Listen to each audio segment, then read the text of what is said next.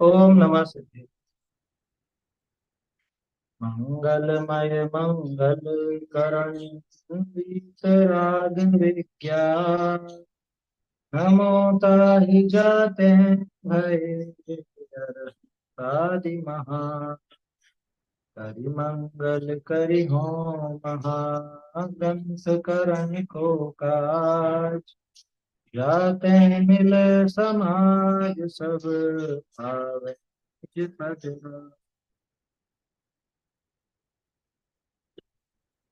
मोक्ष मार्ग प्रकाशक में तीसरा अधिकार अपना पूरा हो गया। अब चौथे अधिकार का अपने को प्रारंभ करना है। देखो एक बार फिर से थोड़ा सा अपन दोहरान करते हैं। 9 अधिकारों में पहला अधिकार तो पीठ बंद प्ररूपण जैसा है ना, उसमें एक भूमिका तैयार की टोडर मल जी ने।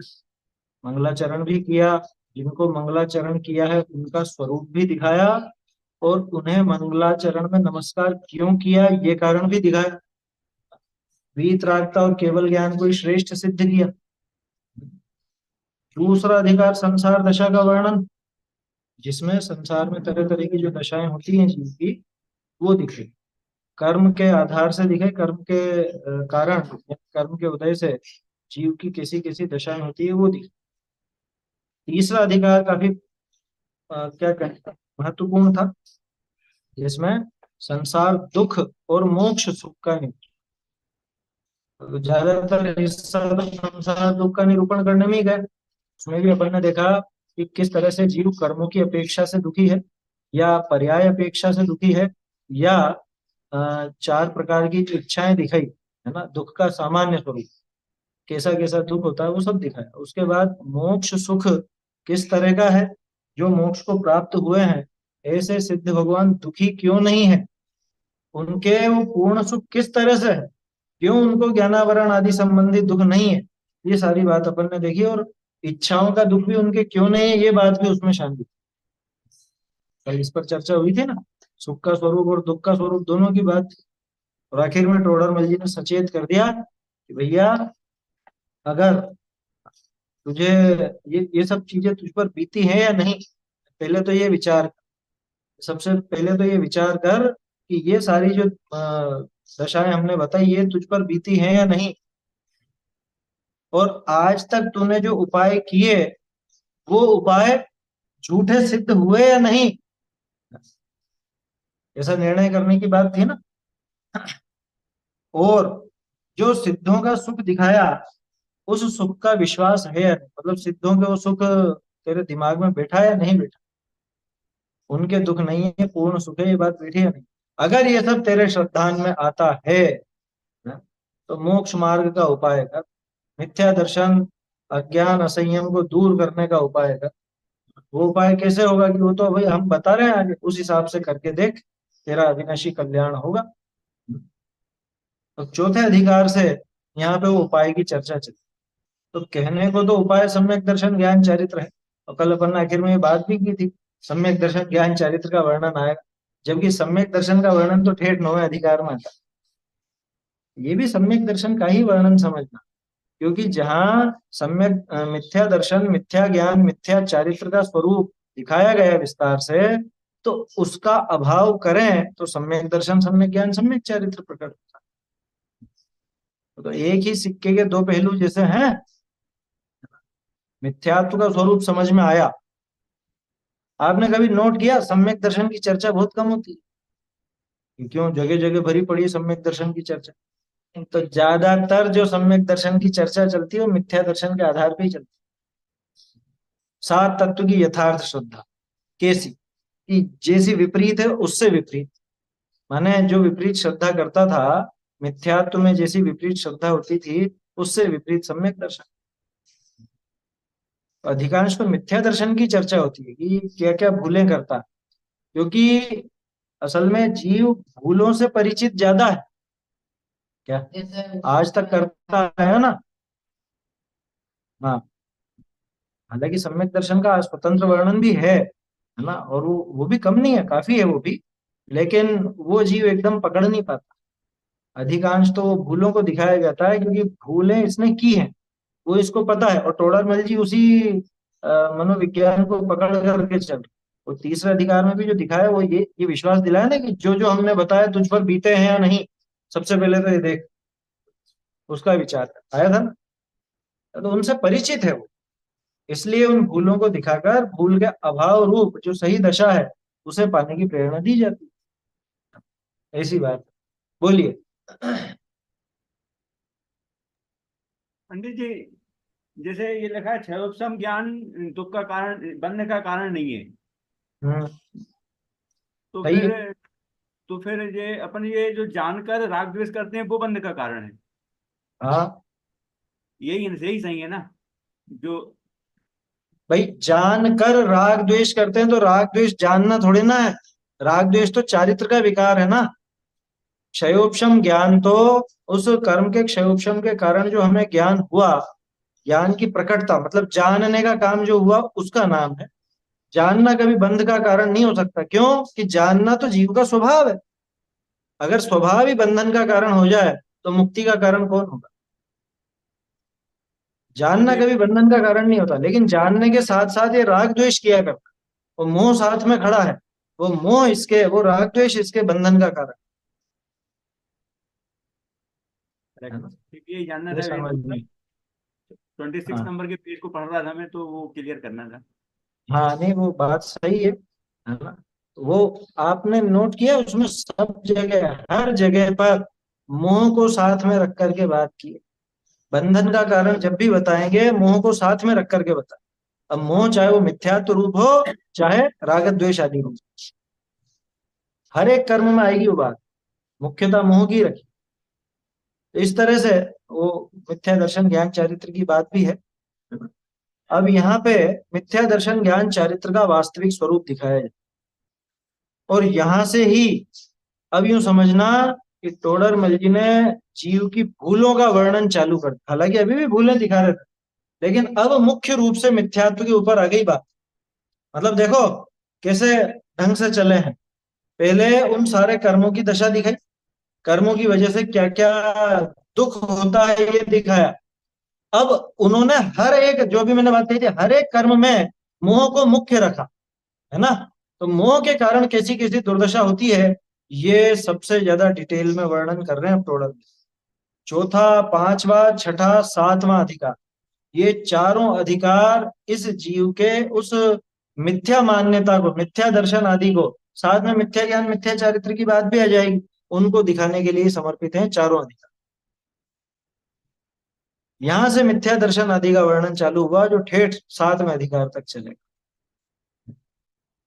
और ये अपन कई बार बात करते हैं, चौथे अधिकार में सामान्य रूप से अग्रहित मिथ्या दर्शन ज्ञान चारित्र की चर्चा है ना। माने प्रत्येक मिथ्या दृष्टि के जो पाया जाता है ऐसे मिथ्यात्व का, ऐसी सात तत्व संबंधी भूलों आदि का वर्णन। फिर उसके बाद और अब उसका वर्गीकरण करते हैं अलग अलग।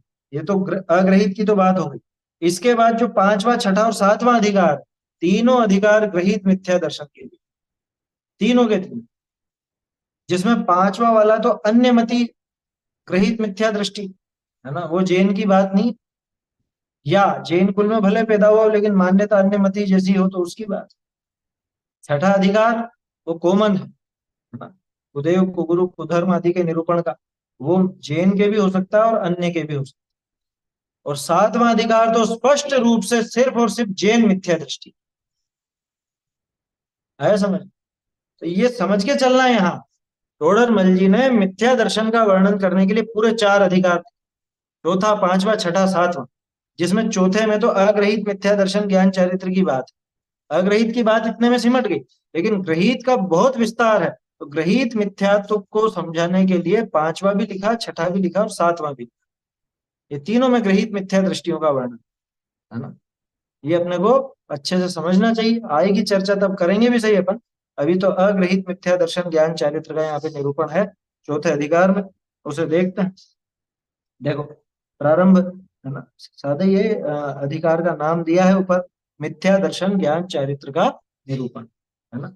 ये टोडरमल जी ने नाम नहीं दिया है, ये तो बाद में संपादकों ने अपने हिसाब से नाम दिया है।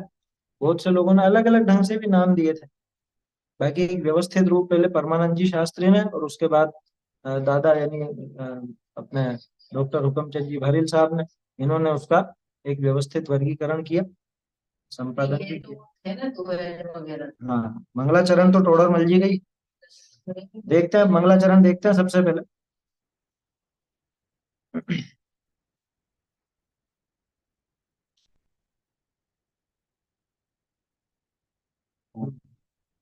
इस भव के सब दुख निके कारण मिथ्या भाव, तिनके सत्ता नाश करी प्रगटय मोक्ष उपाय।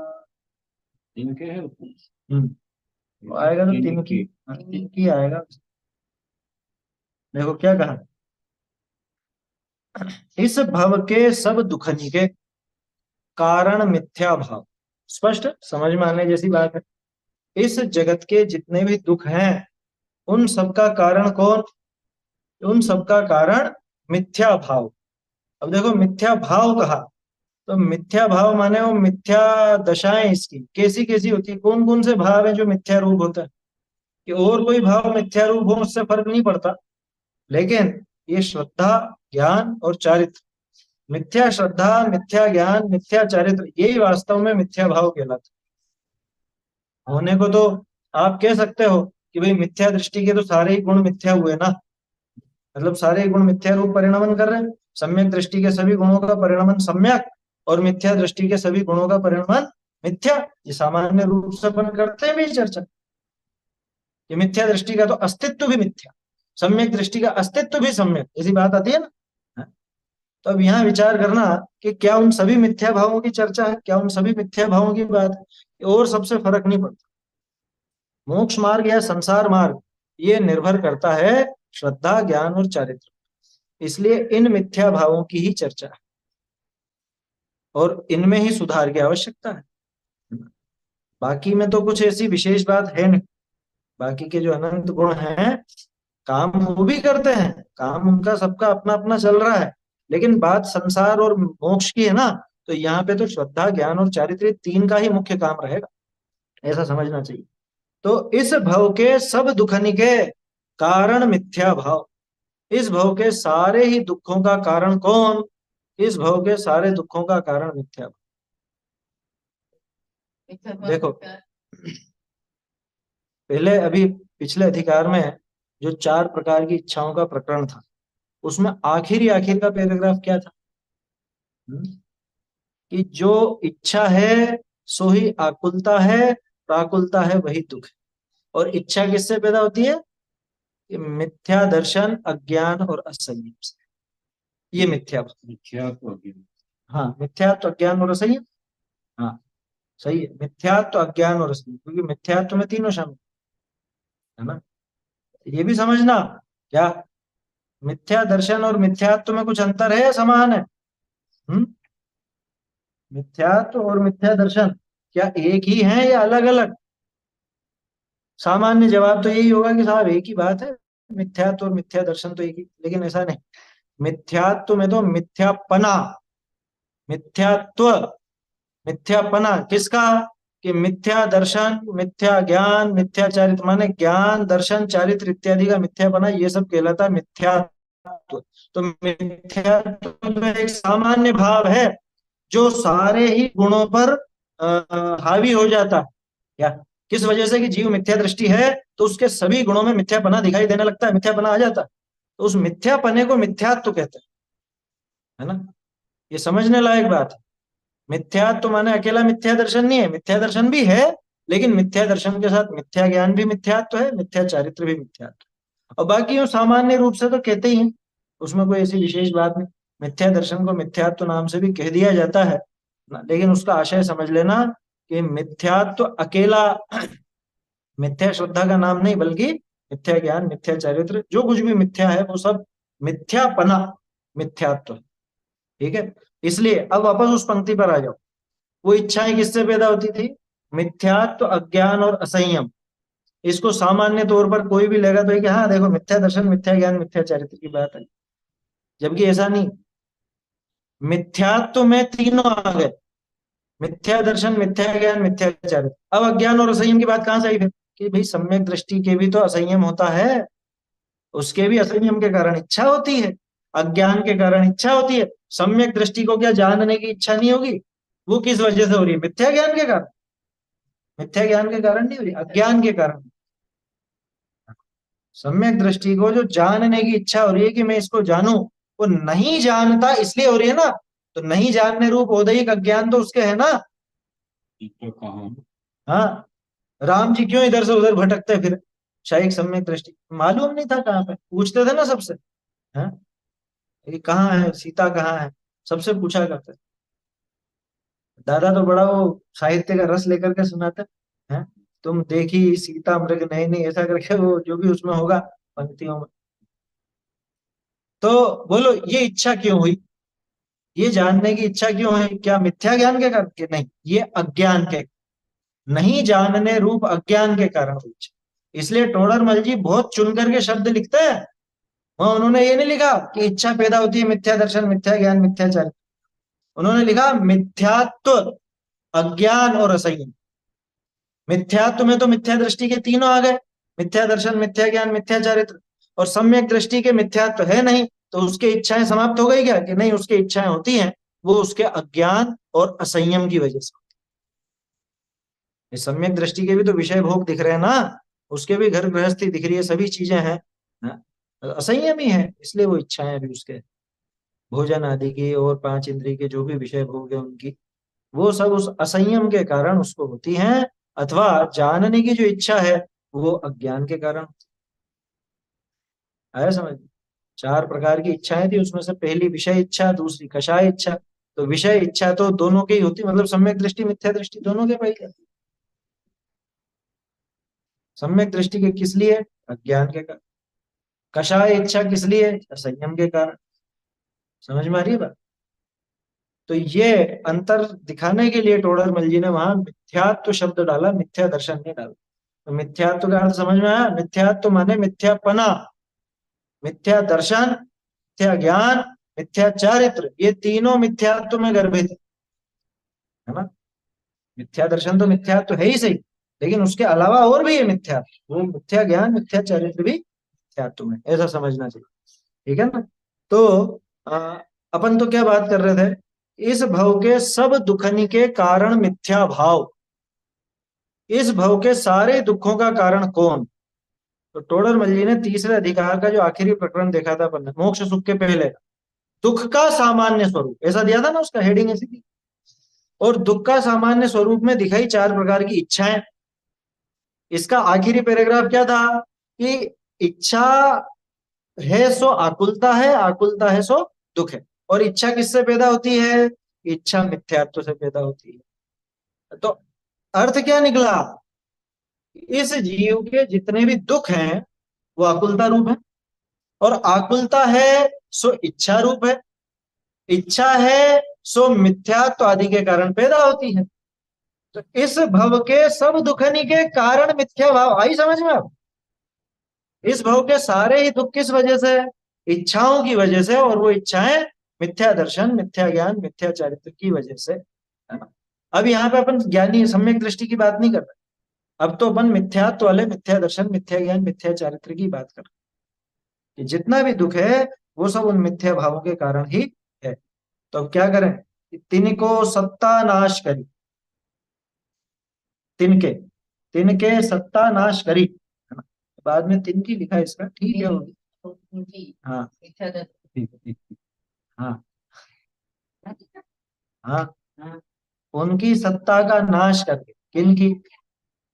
मिथ्या भावों की। वो जो मिथ्या भाव हैं जो कि दुख के कारण बताए, उनकी सत्ता का नाश करके प्रगटे मोक्ष उपाय, कि मोक्ष का उपाय प्रकट होता है। क्योंकि टोडरमल जी ने पीछे कहा था ना कि भैया तुझे ये बातें सब अच्छी लगती, सही लगती हो, तो तू ये मोक्ष का उपाय कर, हम जो बताते हैं वैसा उपाय कर, विलंब मत कर, ये उपाय करने से तेरा कल्याण होगा।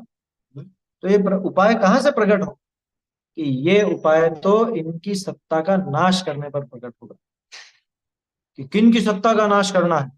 मिथ्या दर्शन, मिथ्या ज्ञान, मिथ्या चारित्र के नाश की कर दूंगा। कि कहां से कर देगा? समझ तो ले, है क्या वो? है तो इसलिए उनकी सत्ता का नाश करने के लिए पहले उनको जानना भी जरूरी। और कहाँ घर बनाए रहते हैं ये मिथ्या भाव, वो जगह भी जानना जरूरी, क्योंकि काम उन्हीं के ऊपर कर, कि मैं अस्तित्व वस्तुत्व में से सारा मिथ्यात्व निकाल फेंकूंगा। ये पहले जान ले किसमें मिथ्यापना पड़ा हुआ है, और किसमें मिथ्यापना होने से तुझे दुख होता है, वो जानना जरूरी। उसका स्वरूप क्या है। जीव मालूम ज्यादातर गलतियां कहाँ करता है, बिल्कुल नजदीक आकर के सबसे ज्यादा गलतियां होती हैं।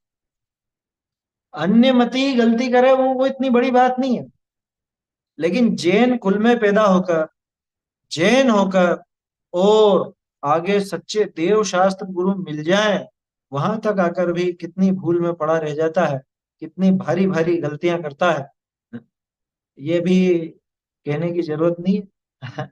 अभी वो विषय भी नहीं अपना, क्योंकि वो तो ग्रहित मिथ्यात्व में आएगा। अभी तो अपने को देखना यह है कि जीव को अनादिकाल से मिथ्यात्व कैसे पड़ा, क्योंकि अभी प्रकरण ग्रहित मिथ्यात्व का नहीं है, बिल्कुल भी नहीं। चौथे अधिकार में जो प्रकरण है ये पूरी तरह से अग्रहित मिथ्या दृष्टि का है।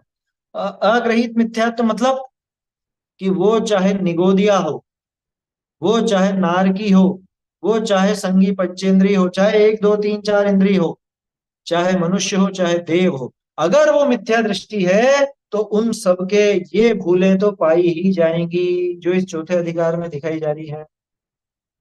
जो इस चौथे अधिकार में बता रहे हैं वो सारी भूलें उनके पाई जाएंगी।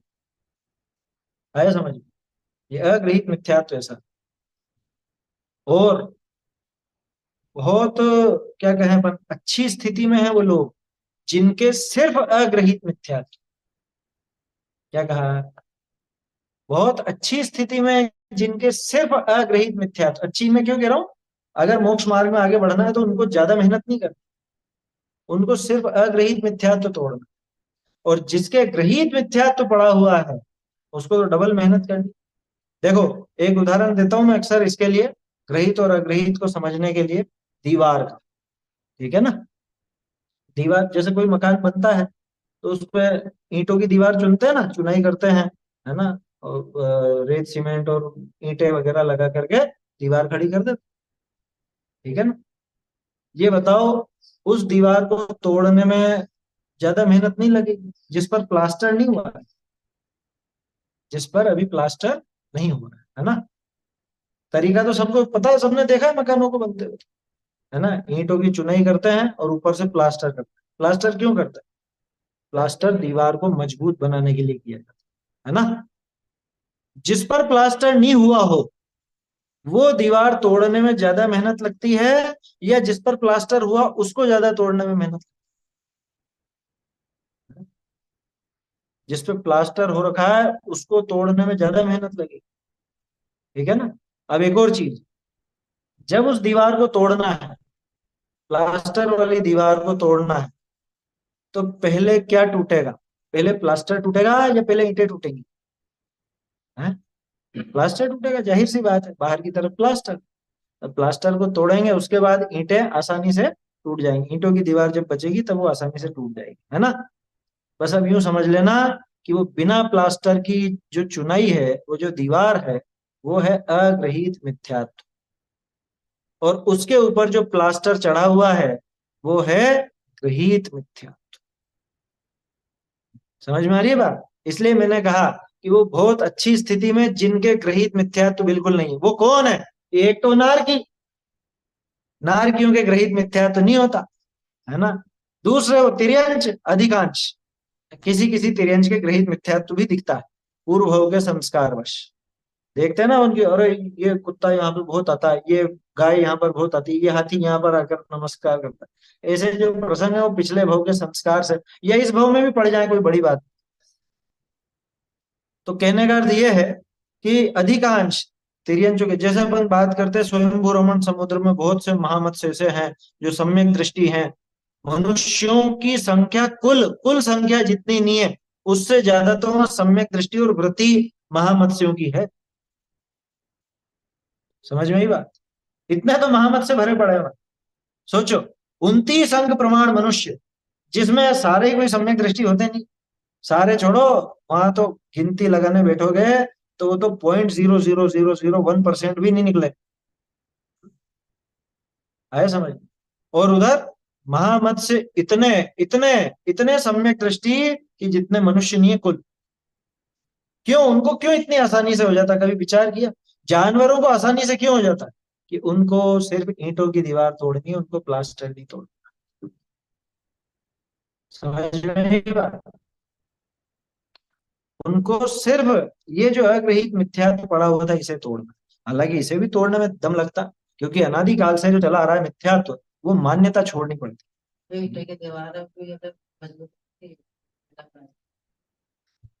वो सामान्य बात है ना? बाकी तोड़ने लगो तो ज्यादा मेहनत नहीं लगती उसमें। तो उदाहरण को उतना ही समझना, है ना? और वो कुछ नहीं ऐसा, वो जब लगे तो एक झटका लगता है तोड़ने में, है ना? सम्यक दर्शन के लिए क्या चाहिए कि एक झटका चाहिए बस, और कुछ भी नहीं चाहिए, है ना? उसको तो नहीं, अंधे लोग सोते सोते थे, हाँ निकाल लेते, पूरी ईंटें क्यों क्यों निकल जाती। और सोते रह जाओ। बोलो देवशास गुरु का अर्घ है। क्षण भर निज रस को पी चेतन, मिथ्या मल को धो देता। बोलो अनादिकालीन मिथ्यात्व। अरे ये वैसे ही जाता है जैसे वो बहुत सारे देश है ना, 6 6 महीने रात रहती है, वहां 6 महीने दिन रहता है। क्या कोई 2 3 देश हैं इस तरह के? अब वो है वहां नहीं है, वो इधर है। शायद ग्रीनलैंड है या आइसलैंड, कौन सा देश है, नॉर्वे वॉर्वे होगा, है? जो भी है, लेकिन वो है ऊपर की तरफ है। तो वो वहां 6 महीने रात रहती है, 6 महीने दिन रहता है। अब वो 6 महीने की रात जब समाप्त होती है, तो ये बताओ कितनी देर लगती है उस 6 महीने के अंधेरे को भागने? सूरज को थोड़ा सा टाइम लगता होगा वहां पर, है? कि सूरज आधा पौन घंटा तो निकला है, 6 महीने का अंधेरा दूर भगाने के लिए 6 मिनट तो लगते होंगे कि नहीं? 6 सेकेंड है? 6 सेकेंड भी नहीं। ये सूरज निकला और तुरंत रोशनी रोशनी, सारा अंधेरा दूर। अरे आप कहीं बाहर चले गए रहने के लिए, बरसों तक आपका मकान खाली पड़ा था क्या, और घुप अंधेरा उस कमरे में, अब लौट करके आए इस कमरे में, हैं? अब कितनी देर लगेगी अंधेरा दूर भगाना? ये स्विच दबाया और ये लाइट चालू, है ना? ये रोशनी हो गई, एक झटके में रोशनी हो गई। बस ये का ये काम करना होता, हालांकि खटका तो दबाना पड़े। आया समझ? बोलो। जैसे गौतम गंधर को अपने 500 शिष्यों को पढ़ा रहे थे, अन्य मत के ही थे, तो उनका एक हाँ क्षण में ही ब्रह्म मिथ्यात्व छूट गया था। हाँ, अब वो तो देखो, जबकि ग्रहित मिथ्यात्व था, सिर्फ अग्रहित नहीं, वहां तो ग्रहित मिथ्यात्व भी तोड़ा, है ना? एक क्षण में, वो तो बाद में आकर के टूटा, पहले उहापोह चली उस पर, है ना? ग्रहित मिथ्यात्व गया, और ग्रहित मिथ्यात्व के साथ साथ वहां तो अग्रहित का भी अभाव हो गया, है ना? अब सोचो, जबकि ये तो प्लास्टर वाली दीवार थी, तो सम्यक दर्शन जब प्रकट होता है ना, तो ऐसा जगमगाता प्रकट होता है कि सब तहस नहस कर देता है। मिथ्यात्व के बड़े बड़े हैं महलों को खंडहर में तब्दील कर देता है, उसको देर नहीं लगती है। समझ में आई बात? लेकिन उसके लिए अपने को, ये अपनी जिम्मेदारी ज्यादा है। अभी आप सोचो कि हाँ वो जब स्वयंवर रमण का महामत से कर लेगा तो हम भी कर लेंगे। लेकिन समस्या ये है कि यार के कोई बड़े महल नहीं, हाँ वो तो तो ताश के महल है। ताश के महल है। हाँ, ताश के महल तो एक फूंक में उड़ते हैं, बस वैसे ही सम्यक्त्व की फूंक लगे तो मिथ्यात्व के ताश के महल बड़े बड़े एक फूंक में गिर जाते। देखो यहाँ तो क्या कह रहा था मैं? हाँ, वो तिर्यंच जैसे हम क्यों नहीं कर सकते? ये समस्या है कि यहाँ बहुत सारा भर दिया अपन, आया समझ में? कुछ ज्यादा ही भर रखा है ना। ग्रहित की बात नहीं कर रहा हूं मैं, ग्रहित मिथ्यात्व की बात नहीं कर रहा हूँ, फालतू चीजों के विकल्प ज्यादा है ना, कर्तृत्व बुद्धि ज्यादा है, अहंकार ज्यादा है, ममत्व ज्यादा है। तिर्यंच को रिश्ते नहीं निभाने। तिर्यंच को वहां पे समाज की मर्यादाओं में नहीं है कि और समाज क्या कहेगा और ये तो करना ही पड़ेगा ऐसा। ये यहाँ पे अपना माथा आधे से ज्यादा तो खराब इनके पीछे कर लेते, लोग क्या कहेंगे, ये तो करना ही पड़ता है, और ऐसा तो ये तो करना ही पड़ेगा, ये तो हमारा परिवार वाले हैं, इनके लिए तो करना ही पड़ेगा, है? समझ में ही बात? और दिखावे में कितना मरता है, ये तो वैसे भी दिखावे का युग है, हर चीज दिखानी है इसको। धर्म भी कर रहा हूँ तो मैं सबसे ज्यादा कर रहा हूँ ये दिखाना, घूमने फिरने जा रहा हूँ तो भी मैं सबसे अच्छी जगह जा रहा हूँ ये दिखाना, हर चीज तो दिखानी है इसको, है? मर गया दिखावे में। खाएगा तो भी दिखाएगा, समझ में ही बात। लेकिन खाना पीना भी दिखाना है, इसको घूमना फिरना भी दिखाना है, धर्म भी दिखाना है, दिखावे का युग है। अब उतना जो माथे पर चढ़ गया वो बोझा तो हटाना पड़ेगा ना। इसलिए अपने को ये चीजें जानना जरूरी। नहीं तो कोई सोचे कि हाँ ठीक है तिरंज भी कर लेता तो हमको ये सात तत्व और ये जानने की क्या जरूरत है। कि नहीं भैया, तुझे तो जानना पड़ेगा क्योंकि तू तिरंज नहीं है। बाबूजी तो ऐसे जवाब देते थे। तो एक बार पूछा था ना, कोई शिविर में, शिविर में पूछा था शायद कि शेर को तो मांस खाते खाते हो गया तो हमको नहीं हो सकता? कि नहीं हो सकता क्योंकि तुम शेर नहीं हो। समझ में आई बात। और पहले तुम शेर जैसे तिरंज बनने की सोच लेना है? मतलब उतनी मुश्किलें हैं क्या तुम? उतनी मुश्किलें हैं क्या? अपने को वास्तव में विचार करो। वो तिरंज को जितनी समस्या है, क्या उतनी समस्याएं हैं अपने को? उतनी नहीं। लेकिन एक चीज है, उसको मानसिक समस्याएं वैसी नहीं है, हमको ज्यादा है। तो ये ज्यादा है तो ज्यादा किसने अपनाई? ये खुद ही ने अपनाई। मेरा घर, मेरा परिवार, मेरा समाज, मेरा शरीर। शरीर की तो खैर उसको भी रहती है, तिरंज को भी रहती है। लेकिन शरीर को ऐसा दिखाऊं, शरीर को ऐसा कर दूं, उसको इतनी नहीं रहती। उसको ज्यादा से ज्यादा भूख मिटाने की रहती। शरीर की जो आवश्यकता है, सर्दी गर्मी बारिश इत्यादि से बचाव की, भूख प्यास मिटाने की, मतलब कुल मिला के जो शारीरिक बाधाएं सिर्फ उन्हें दूर करने की समस्या उसको है। और शरीर में अहम जो पड़ा हुआ उसे दूर करने की। बाकी हमें तो शरीर की बनावट कैसी हो, शरीर दिखना कैसा चाहिए, शरीर से संबंधित पदार्थ कैसे हो, शरीर पर कपड़े कैसे हो, हैं? बोलो। ईश्वरों के अलावा दिखाऊं? दिखावे की आगे ना वो बात। दिखाने की भावना कितनी, शरीर को कैसा दिखाऊं। ये प्रतियोगिताएं होती है सही। हाँ, मतलब चाहता क्या है, केवल वो ये मान कसाई तो शायद मान सबसे नहीं हो पहले तो यहाँ पे हाँ, सीधा मुक्त हो, ऐसा लिखा रहा था। राजचंद्र जी ने तो लिख दिया ना, मान कषाय नहीं हो तो इसी भाव से मोक्ष हो जाता, पंचम काल में ही मोक्ष हो जाता। इतना कारण में कोई नहीं देखा ही नहीं। ये जो कर्तृत्व की भावना, एक ये जबरदस्त बढ़ा रखी है। टोडरमल जी उस पर हर एक पे प्रहार करेंगे, हर एक पे इसी अधिकार में। यह भी अग्रहित में मतलब ये सारी बातें आएंगी। अब यहाँ पे थोड़े कुछ शब्दों से अपने को परिचित हो जाना चाहिए, है ना। मिथ्या भाव तो समझ ही लिया ना। मिथ्या भाव माने तीनों आ गए, मिथ्या दर्शन, मिथ्या ज्ञान, मिथ्या चरित्र। अब मुख्य रूप से मिथ्यात्व की बात होगी। सबसे ज्यादा डिटेल मिथ्यात्व की आएगी। मिथ्या ज्ञान और मिथ्या चरित्र तो उसके साथ साथ आ ही जाते हैं, है ना। मिथ्या चरित्र में राग द्वेष तत्संबंधी राग द्वेष आदि भी आएंगे। और मिथ्यात्व में मतलब मिथ्या दर्शन में जो बात चलेगी मुख्य रूप से चार तरह के भाव की।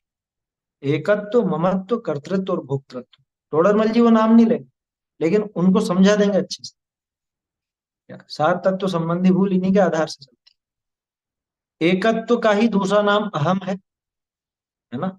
एकत्व माने एक पना, एक पने की बुद्धि और एक पने की क्रिया, मतलब कि ये मैं हूं, मतलब ये और मैं एक ही है। तो एक पने की जो बुद्धि है वो एकत्व है, उसी को अहम भाव भी कहा जाता है। वो भी अनादिकाल से इस जीव को इस शरीर के साथ लगा हुआ है। मतलब जो भी शरीर मिला, है ना। और राजा था तो राजा के शरीर में अहम पड़ा हुआ था, यही मैं हूँ, यही मैं हूँ, मुझे कीड़ा नहीं बनना। और जैसे ही कीड़ा बन गया तो कीड़े के शरीर में अहम हो गया कि यही मैं हूँ, ये मुझे क्यों मारने के लिए दौड़ रहा है। हम्म, आया समझ। तो वो एकत्व बुद्धि। फिर दूसरा आता है ममत्व।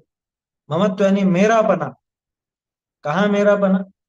देखो, एकत्व, ममत्व, कर्तृत्व, भोक्तृत्व बिल्कुल गलत नहीं है अगर सही जगह पर हो। क्या सही जगह हो? जैसे एकत्व कहाँ होना चाहिए कि एकत्व मेरे अपने स्वभाव में हो तो कोई समस्या नहीं है। लेकिन जहां मैं नहीं हूं वहां मैं स्वयं को समझता हूं, जो मैं नहीं हूं उसे मैं स्वयं को समझता हूं, ऐसा एकत्व, ऐसा अहम भाव, ये मिथ्या भाव हो गया।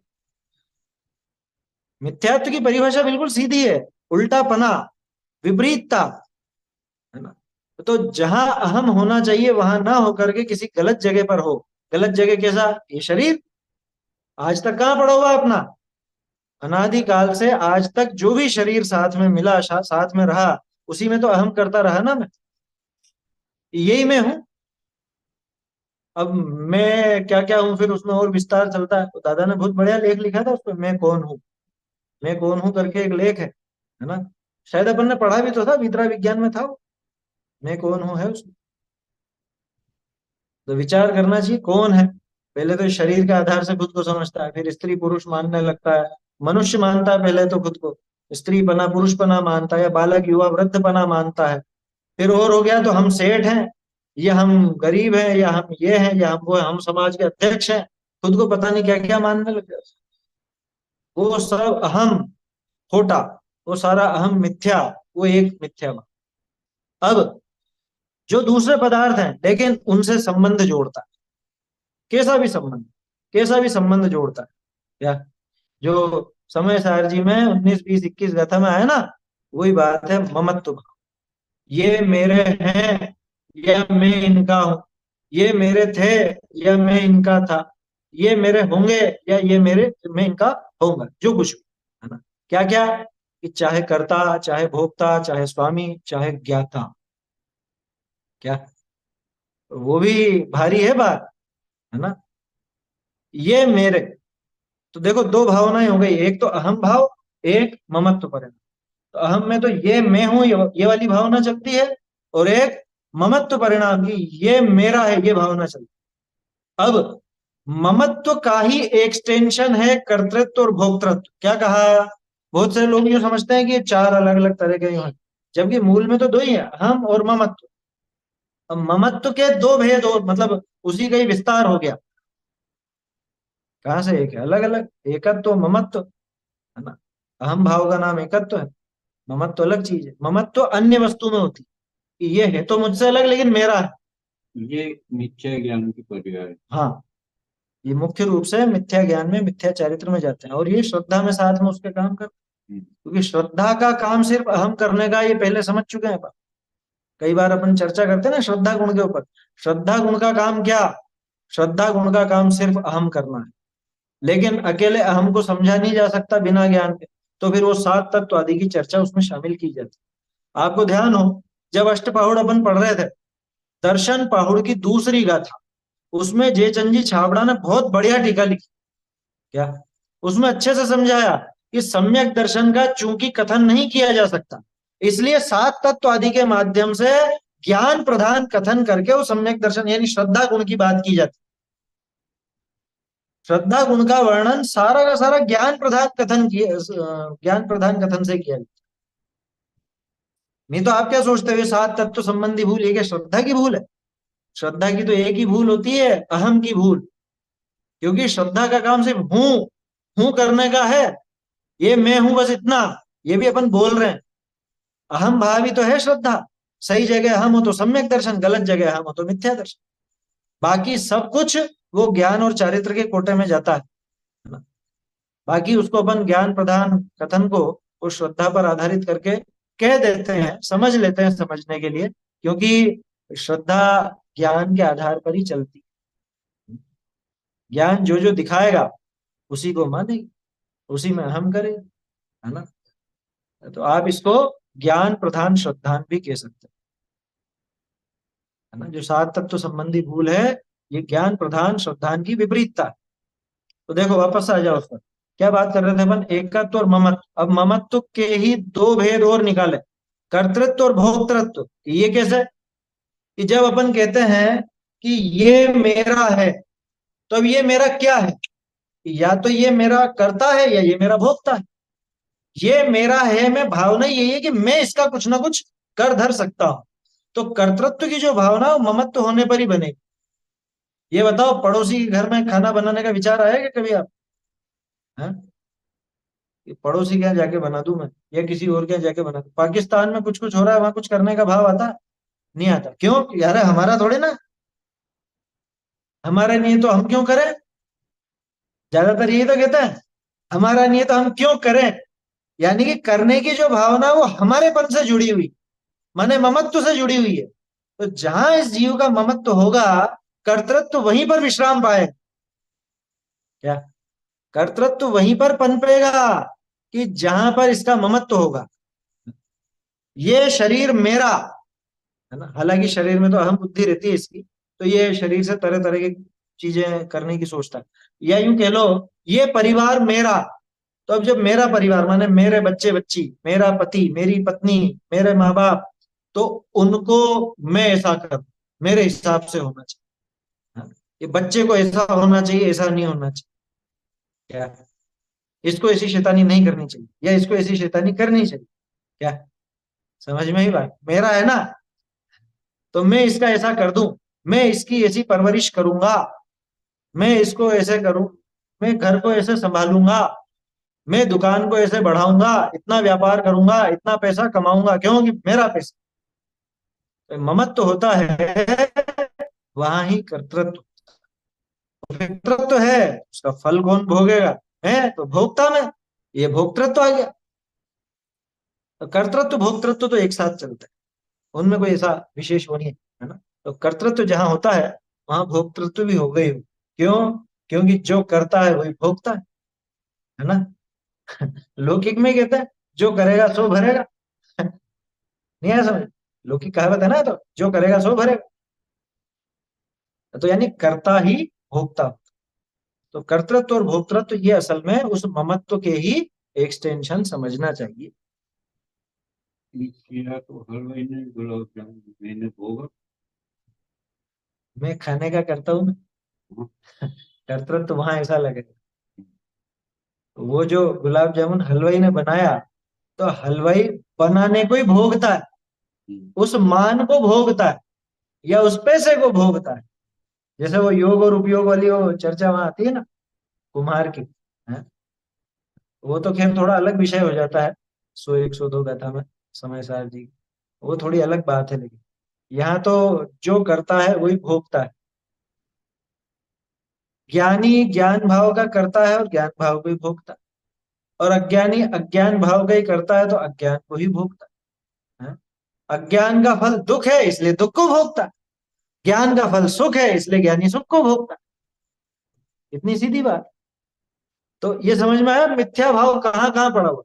तो मिथ्या भाव मूल रूप से तो दो ही तरह का है, एक तो एकत्व और एक ममत्व, है ना। ये मैंने अभी आपको इसका संक्षेप बताया।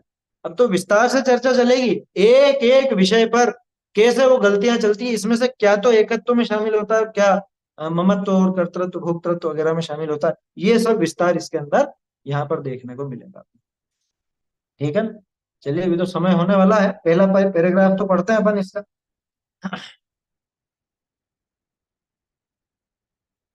बोलो।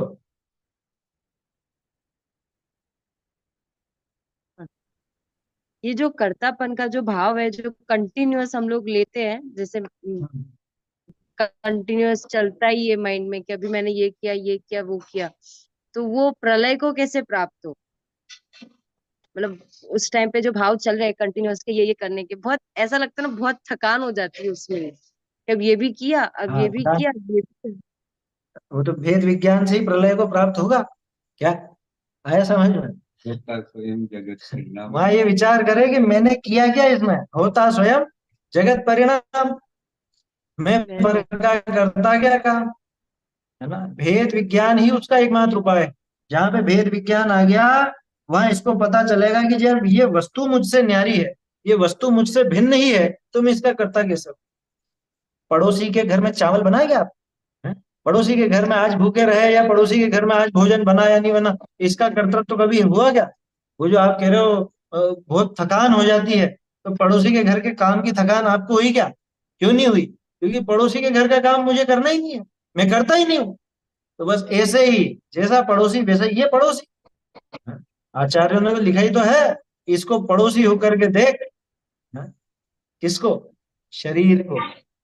बहुत से क्या लगाते हैं कि एक बार तू आत्मा का पड़ोसी होकर के देख। अरे मूर्ख, तू खुद आत्मा है, तू पड़ोसी नहीं है। पड़ोसी तो शरीर का होकर के देख। किसी ने ऐसा कहा था, तो वो बात याद आ जाती है। बात क्या कि आत्मा का पड़ोसी होकर के देख। है? अनुभव भव मूर्ते पार्श्ववर्ती मुहूर्तम, वो जो श्लोक है, तो उसकी व्याख्या किसी ने ऐसी कर क्या कि आत्मा का पार्श्ववर्ती। अरे आत्मा का पार्श्ववर्ती, आत्मा तो स्वयं है तू। तो खुद के पास में बैठ कर देख, यूं होता है क्या कभी? अरे मैं तो खुद ही हूं, पास में तो दूसरा होगा। पड़ोसी की तरह देख, मन है इसमें मेरा कुछ भी हस्तक्षेप नहीं है, ऐसा विचार। यूं है वो बात। बोलिए। ऐसे बोल सकते कि चिंतन की भी कमी है, चिंतन की भी कहीं नहीं ना कहीं कमी है। नहीं, चिंतन विंतन तो सब हो रहा है, चिंतन के अलावा रुचि की कमी है। क्योंकि चिंतन जो चलना चाहिए, और यूं कह सकते हो चिंतन हो नहीं रहा, कोरा पढ़ लिया, रीडिंग तो खूब लगा ली, है ना, उस पर विचार करे तो वास्तव में फर्क पड़ेगा ही पड़ेगा। इसलिए विचार ज्यादा जरूरी है।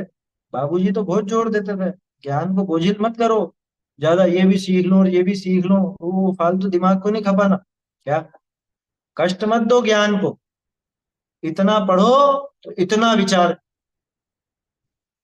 है, समझ, सूक्ष्म और तीक्ष्ण बनो, ये शब्द थे, रहते थे बाबूजी के। सीधी सी बात है, वस्तु स्वरूप को समझो, वस्तु व्यवस्था को समझो। हम्म। भाई वो विचार यहाँ से चलेगा, जिनागम का अभ्यास होगा, अपने आप उस पर विचार कर। अब बहुत से की आदत ऐसी हो जाती है, वो दिन भर बस पढ़ना पढ़ना पढ़ना, सुनना सुनना सुनना, विचार करने का मौका ही नहीं। ये कई बार क्या होता है, नए नए रंगरूट होते हैं ना, नए रंगरूट माने, अब क्या कहें, देखो एक कहावत है लौकिक में, नया मुल्ला जोर की बात देता, जो जोर की क्या बोलते हैं, अजान लगाता, है ना। नया नया लगता है ना, वो बहुत जोर से बोलता, तो ऐसे नया नया लगता है तो उसको ये लगता है मैं सब पढ़ लूं, सब सीख लूं, सब चीजें जान लूं एक साथ। कि भैया धीरे चल, आराम से, सब नहीं पचेगा, तो आराम से अभ्यास करता हुआ चल, जो पढ़े उस पर विचार। हाँ, वस्तु विचार ध्यावते मन पावे विश्राम। हाँ, तो अनुभव की बात आ जाती है। तो वस्तु स्वरूप के विचार से वो हाँ, और ये जो थकान है, थकान तो जिनवाणी उतारेगी। पदार्थों का स्वरूप है, वैसा श्रद्धा हो जाए तो सर्व दुख दूर। सारे दुख दूर। ऐसा लिखा है, वही बात अभी आनी है, ऐसा होगा। क्योंकि सारे दुख इस मिथ्या भाव की वजह से, और उनका नाश करने पर ही मोक्ष का उपाय यानी सुख का उपाय प्रकट होता है। बोलिए। पंडित जी, ये एकत्व यानी शरीर और आत्मा को एक मानना, हाँ, अहम भाव।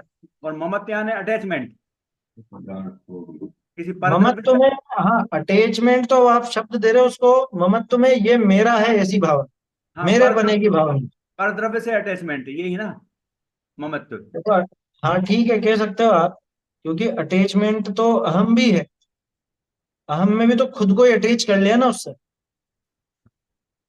हाँ, तो शरीर के प्रति मतलब ममत्व है ना। शरीर के प्रति अहम भाव है, शरीर में तो अहम भाव है ना, और अहम है तो ममत्व भी कहने को कह सकते हो आप, क्योंकि मेरा शरीर कहते हैं, मान्यता में तो मैं पड़ा है, मैं, ये मैं हूँ, हाँ, ऐसा। ये है ज्ञान की पर्याय ममत्व। ममत्व, ममत्व जाएगा ज्ञान में, अहम है और अहम जाता है श्रद्धा में। ये अंतर समझना चाहिए, क्योंकि श्रद्धा का काम सिर्फ अहम करने का, श्रद्धा में ये मेरा है, ये ऐसा है या वैसा है, ये सब ज्ञान का खेल है, ये श्रद्धा का नहीं है। हालांकि जब चर्चा चलती है तो उसको अपन श्रद्धा के नाम से कह देते हैं, समझने समझाने के लिए। और जो भी अपन ने बात की ना दर्शन पहाड़ की दूसरी गाथा में, जयचंद जी ने स्पष्ट किया, डोडरमल जी ने लिखा, उसी अनुसार उन्होंने। देखिए, पढ़ते हैं, पहला पैराग्राफ तो पढ़ते हैं इसका।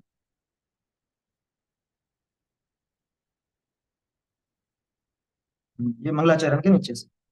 अब यहाँ संसार दुखनी के बीज भूत मिथ्या दर्शन, मिथ्या ज्ञान, मिथ्या चारित्र हैं, तिनका स्वरूप विशेष निरूपण कीजिए। जैसे वैद्य है सो रोग के कारण का विशेष कहे, तो रोगी कुपथ्य सेवन न करे, तब रोग रहित होई।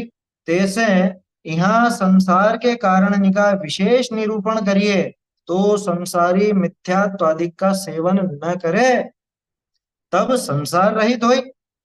ताते मिथ्या दर्शन अधिक निका विशेष कहते हैं। अब आगे फिर ये इसकी चर्चा आएगी, ये तो अपन कल देखेंगे, अभी तो इतनी बात कर लेते हैं थोड़ी। क्या कहा कि अब यहाँ पर, यहाँ कहा, वो जो पीछे बात छोड़ करके आए थे, है ना, कि भाई ये सारे के सारे जो तुझे दुख हैं, ये सारे दुख इच्छाओं की वजह से हैं, ये आकुलता है ना, ये इन्हीं की वजह से तो दुखी है, सुखी होना चाहता है, तो अब हम जो उपाय बताएं वो जल्दी से कर ले। यहाँ संसार दुखों के बीजभूत, संसार दुखों के बीजभूत, बीज तो समझता है ना भाई, किसी भी वृक्ष का कारण वो बीज होता है, बीज नहीं हो तो वृक्ष नहीं पनप सकता। तो संसार में जितने भी दुख हैं उनके बीजभूत माने उनके मूल कारण वो कौन है? इनके मूल कारण तो मिथ्या दर्शन, मिथ्या ज्ञान, मिथ्या चारित्र है।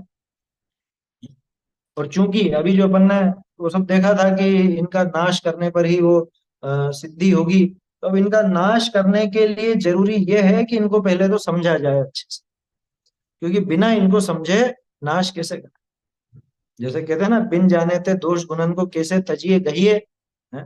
कैसे तो दोषों को छोड़े अगर जाने ही नहीं तो, कैसे गुणों को ग्रहण करें अगर जाने ही नहीं तो।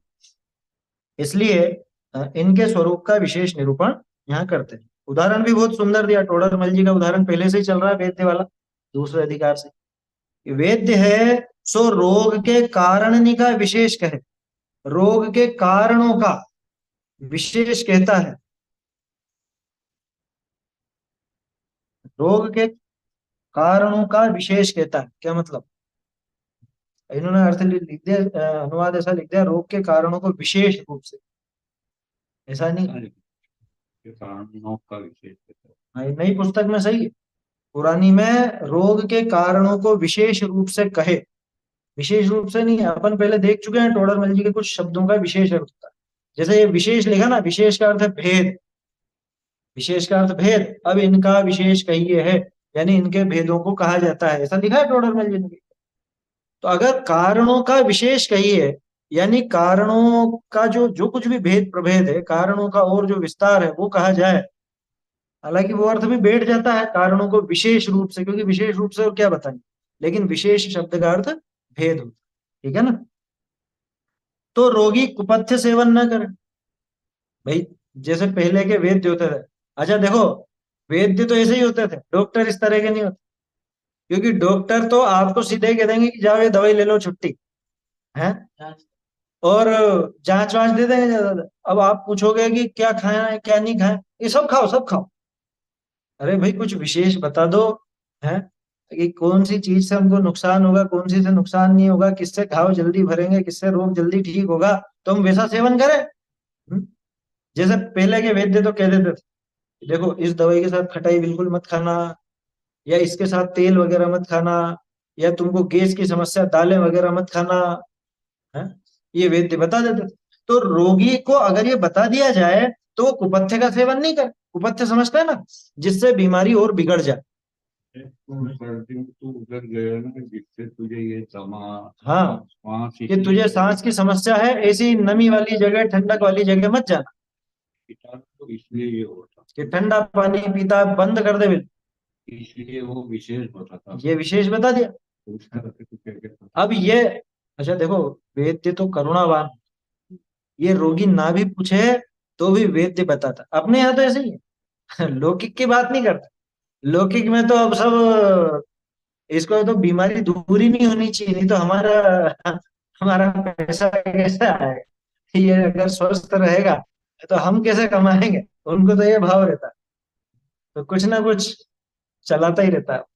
खैर, यहाँ तो अपना को इसकी बात करनी है भाई, अगर रोग के कारणों का विशेष जान लेवे, है ना, कि रोग किस वजह से होता है, कब बढ़ जाता है, ये चीज अगर वैद्य उसको बता दे, रोगी को अगर ये बात पता चल जाए, तो समझदार रोगी हो तो कुपथ्य का सेवन नहीं। ये तो आजकल तो रोगी भी बहुत नालायक है।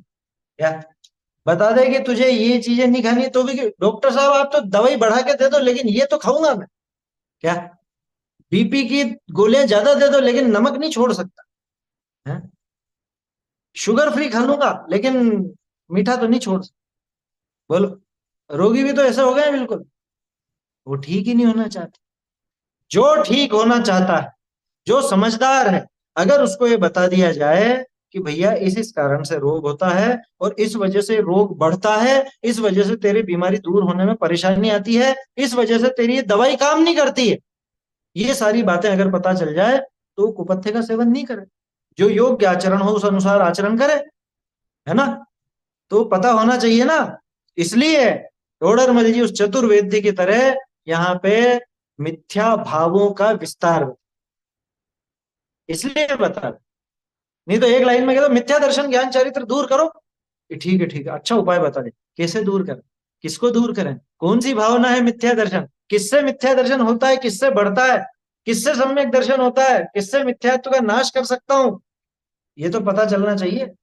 और है क्या भला ये मिथ्या दर्शन है, कहते किसको, कैसा भाव है ये, सफेद सफेद या आंखें बंद करूं तो सफेद सफेद दिखता वो मिथ्या दर्शन है, या काला काला दिखता वो मिथ्या दर्शन है, क्या है मिथ्या दर्शन है, बोलो पता तो चलना चाहिए ना कुछ। अब ऐसे सीधे सीधे जीव है, पूछ लिया, वो कि आज तो सिद्धों की पूजा करके आया, उससे पूछा सिद्ध कौन से रंग के होते हैं तो बता, सफेद ही होते होंगे शायद। अब बोलो, क्या तो वो सिद्धों की पूजा करे, हैं?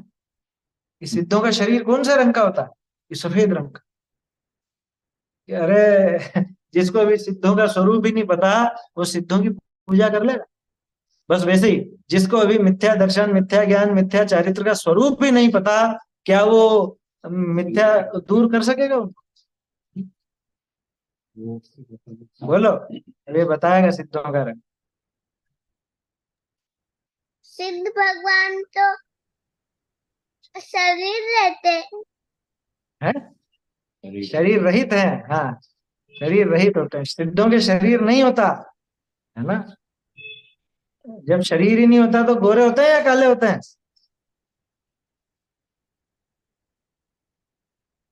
कैसे होते हैं, या गोरे या काले। ना गोरे ना काले, है ना, क्योंकि शरीर ही नहीं है ऐसा। चलो देखो समय हो रहा है अपना, तो कारणों के विशेष अगर कहे जाए तो रोगी कुपथ्य का सेवन न करे तब रोग रहित हो ही, तब जाके रोग रहित हो जाता है, ऐसी समझदारी रखे तो बीमारी दूर हो जाती। अब डॉक्टर तो टॉफी खाने की मना करे और ये टॉफी खाता ही जाए, तो फिर बीमार होगा कि नहीं होगा, है, समझ में ही बात। और समझदार बच्चा है तो वो छोड़ देता है कि नहीं नहीं मुझे नहीं खानी, या जिसको समझदार हो तो उसको तो यही बता दो कि इसमें जीव होते हैं, ये मैं नहीं खाता, तो मान जाता, तब रोग रहित हुई। तैसे यहाँ संसार के कारण का विशेष निरूपण करिए तो संसारी मिथ्यात्वादिक का सेवन न करे, फिर वो मिथ्यात्व को भी दूर भगाने का उपाय करता, तब संसार रहित होई, तब जाके संसार से रहित हो। लेकिन संसार से रहित होता क्यों, होना क्यों है, क्योंकि संसार में दुख ही दुख है, संसार का दूसरा नाम ही दुख है। संसार माने तीन लोक नहीं, संसार माने संसरण, भटकना, है ना, संसरणम संसार ऐसा आता। तो संसरण को यानी कि भटकने को, निरंतर वो क्या बदल, भाव बदलता रहे, इसका नाम संसार है, समझ में आई बात। तब रोग रहित हुई, तैसे यहाँ संसार के कारण का विशेष निरूपण करिए तो संसारी मिथ्यात्व अधिक का सेवन न करे, तब संसार रहित हुई ताते, इसलिए मिथ्या दर्शन आदि का विशेष करिए है। इसलिए यहाँ पे मिथ्यात्वादिक का विशेष यानी उनके विशेष भेद आदि ये सब कहते हैं, जो कुछ भी उनका विस्तार है वो बताते हैं, उसकी चर्चा अपन कल से देखेंगे। मिथ्या दर्शन का स्वरूप आएगा, महत्वपूर्ण अधिकार है ये, वैसे तो सारे ही महत्वपूर्ण है ना, बाकी अच्छे से समझना चाहिए क्योंकि अपने को दूर करना है। चलिए, चैतन्य का स्मरण प्रतिक्षण ही करो रे, भव के अनंत दुख को क्षण में हरो रे, अक्षय अनंत निज सौख्य निधान पाओ, गाओ नित्य के गीत गाओ, निज निधि निज में बताई यह अनंत प्रकार है, इसके दीनवान न सत